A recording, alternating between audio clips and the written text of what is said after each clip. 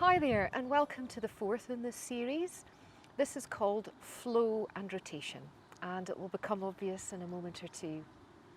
I'd like you to stretch your legs out ahead of you and place your hands by the side of the body. This is a classical yoga pose called Dandasana, and it's really illustrative of how lazy the body can be because there's a temptation to collapse the tummy and collapse the shoulders forward. And in yoga, of course, we work to lengthen the spine, drawing the chin in and widening across the collarbones. Now, I'm going to mention the breath in this video because your yoga teacher will quite rightly encourage you to breathe with yoga and breathe with the postures.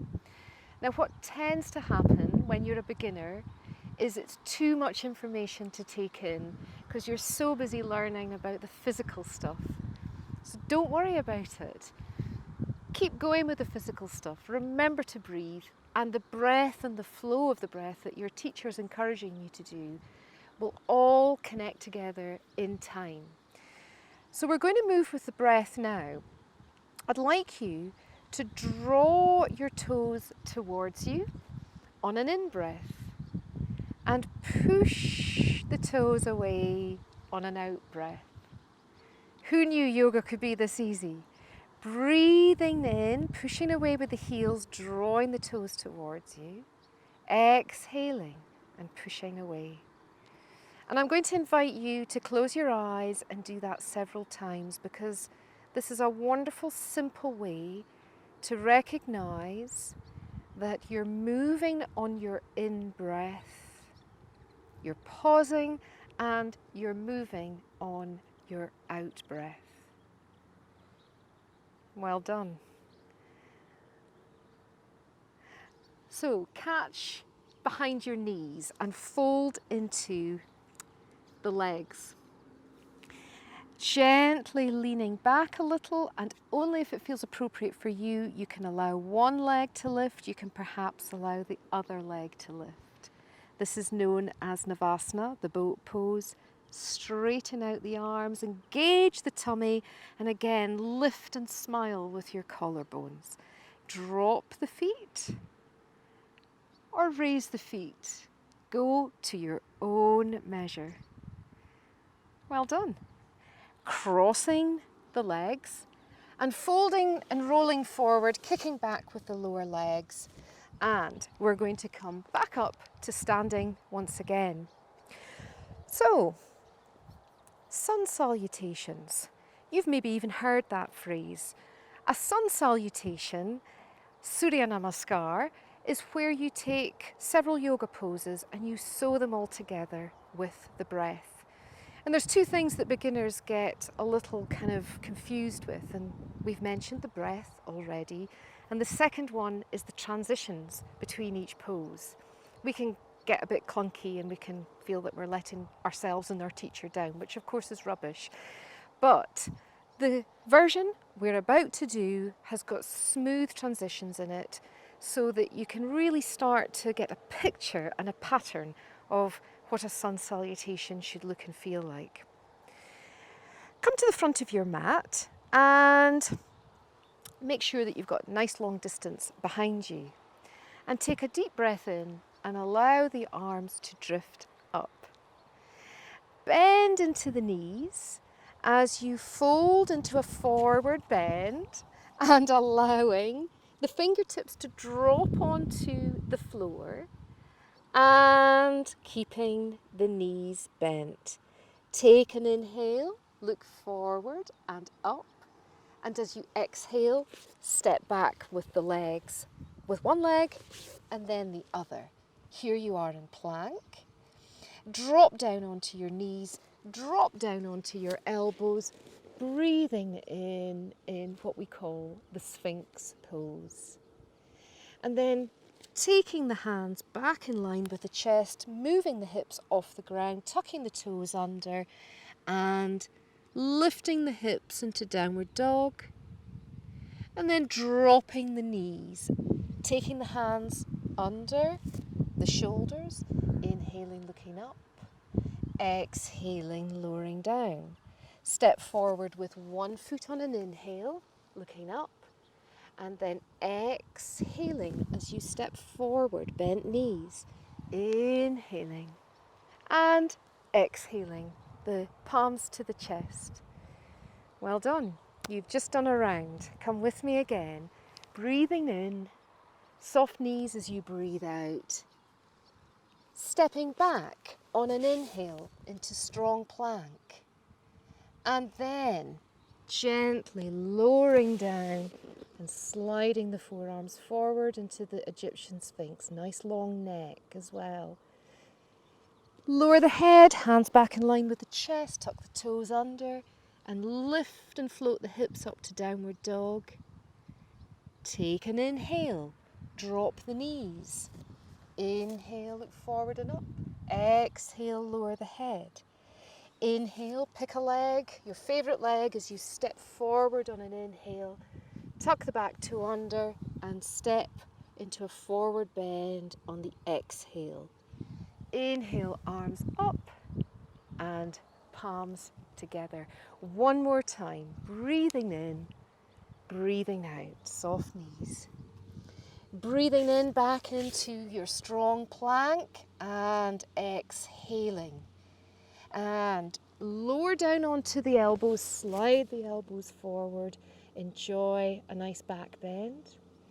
And then hands back in line with the chest, tuck the toes under, downward facing dog. Breathing in as you lower both knees and look forward and up in your cat pose. Exhaling, tucking in the tailbone, lowering the head. Inhaling, stepping forward once. Exhaling, stepping forward twice. Breathing in and palms to chest. Stand in mountain pose for just a moment, with the arms a short distance away from the body, the crown of the head lengthening, and the feet nicely grounded, lifting through the inner arches of the feet. So well done, you've just done your first sun salutation. And that's a very simple, basic example of how we sew everything together. It becomes quite meditative, and it's brilliant for strength and flexibility, which we've spoken about in the earlier videos. Now, when we move our spine in yoga, we move it in all the different directions that it can so fluidly go to. And we're going to rotate it now, rotating the spine. So take your arms all the way above the head and then dropping into square elbows. And we're going to rotate to your right. So keep the hips pointing towards me as you breathe in, and then we're going to exhale to the right. Exhale, a gentle rotation. If that feels a little tight, take the feet a tiny bit wider. Breathing in back to the center, and then exhaling to your left. And it's to my west as the sun sets here in Aberdeenshire. Breathing in and back to center, lifting the heart space, just gently straightening the arms, and then one more time, deep breath in, exhale to your right, inhale to center, exhale to the left. No force, simple movements with your breath. And then allow your arms to drop down, drift them back up to shoulder height with the palms facing down, and you're going to give yourself a nice little wrap around. So take any direction at play, place the opposite hand to the opposite shoulder, and this other hand wraps around with the back of the hand onto the waist. Think about the crown of the head spiraling up towards the ceiling or the sky as you come back to the center and then wrap around in the opposite direction. Inhaling back to center. Wonderful. We're going to lie down, and I'm going to invite you to take the feet quite wide, almost to the edge of your mat, and allow the knees to fall in towards each other.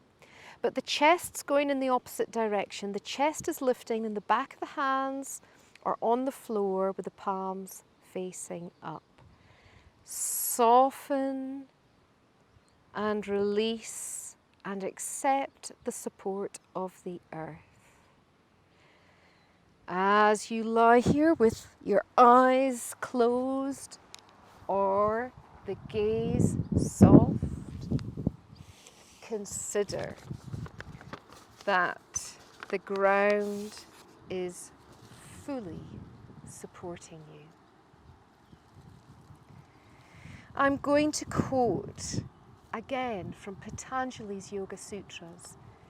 They're over 2,000 years old. Are they relevant today?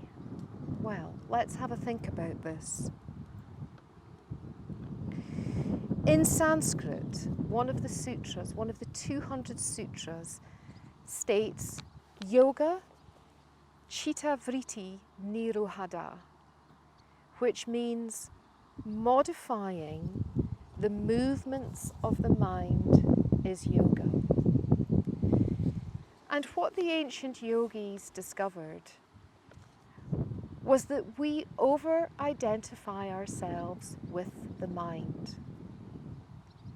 And in practicing yoga, we soften the buzzing, the noise, everything smooths out nicely in the mind.